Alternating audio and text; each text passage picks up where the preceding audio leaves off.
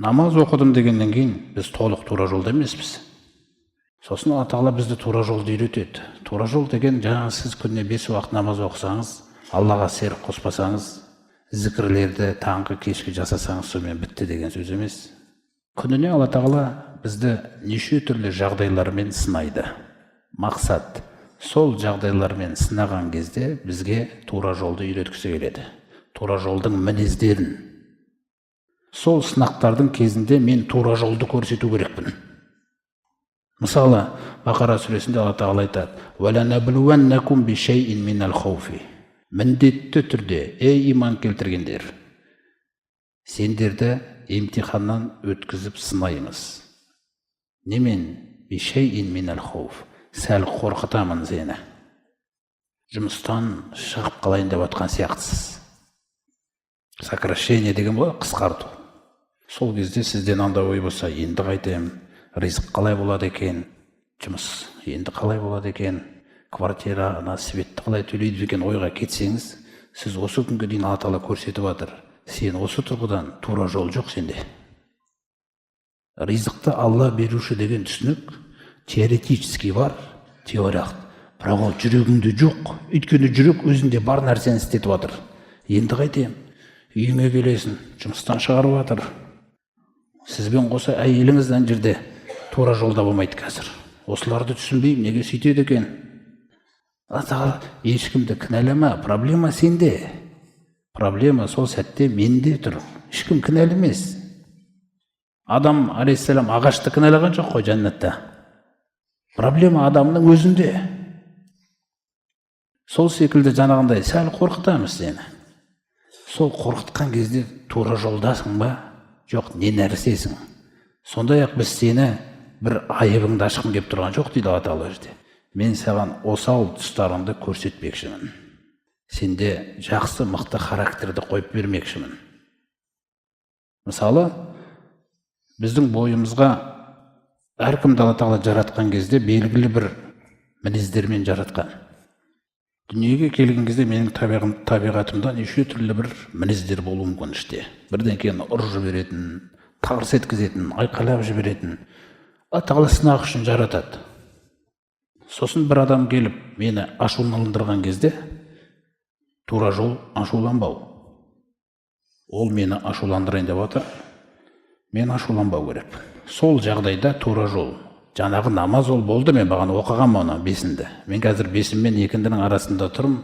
Екінші жаңағы жағдайда сыналып жатырмын. Мені ашуландырып жатыр. Пайғамбарымыз салам айтады: ашуланба дейді. Тура жол ашуланбау. Тағы ашуландырады, ашуланбау. Егер мен ашуланатын болсам, ана ішімдегі нәрсені шығарам қазір. Түсінсіз бе? Ананың бәрі жұмыс істейді қазір. Не істеп не қойғанды білмейтін дегендей нәрселер. Сондықтан ғұламалардың біреуінен сұраған кезде, көркем мінезді бір сөзбен сипаттап бере аласыз ба деп. Малик ибн Динар сонда айтады ол кісі: ашуға жол берме дейді, болды. Ашуға жол бермесеңіз, тек жақсылық шығады екен. Жол бердіңіз ба? Ішіңізде жетіп тұр, неше түрлі бар. Мысалы, сіз біреуге көмек бердіңіз, бір туысқанға. Сосын ол туысқан тарапынан сізге бір жақсы құрмет көрсетілмей қалды, жалпы. Ренжітті сізді. Сол кезде сіз айтасыз: мына жақта намаз оқып жатсыз, Құран оқып жатсыз. Бергені болса алсын. Жақсылықты түсінбейтін. Тура жол емес мынау. Ол дұрыс емес жол. Дұрыс емес жолдың сөзі. Осының бәрін жөндейді Алла Тағала бізге. Тура жол дегеніңіз үндемеу. Өйткені сіз оған жақсылықты Аллаңыз үшін жасағансыз. Оның жақсы сөз есту үшін емес одан. Жаңағы аятқа сондықтан қараңыз. Сендерді сәл қорқытамыз. Раббым, мен саған тәуекел еттім. Осы күнге дейін мені асырап келе жатқан өзіңсің. Осы күнге дейін мына жұмысты асырадың. Ертең басқа жұмысты асырайсың. Көрдіңіз бе? Сонда жаңағы Пайғамбарымыз салам айтады: "Ядхулул джанната ақуамун афидатухум мислу афидатит тойри". Жәннатқа кіретін бір адамдар бар дейді. Ол кімдер екен? Аллахтың елшісі. Олардың жүректері құстың жүректеріне ұқсайды дейді. Неге дегенде, Қай күні сіз көрдіңіз бір торғайдың, бір көгершіннің, бір құстың сізден келіп ризық сұрағанын? Таңертең ұшып кетеді, қорықпайды, бисмилласын айтады, кешке қарны тоқ балапандарына тамақ беріп жатыр.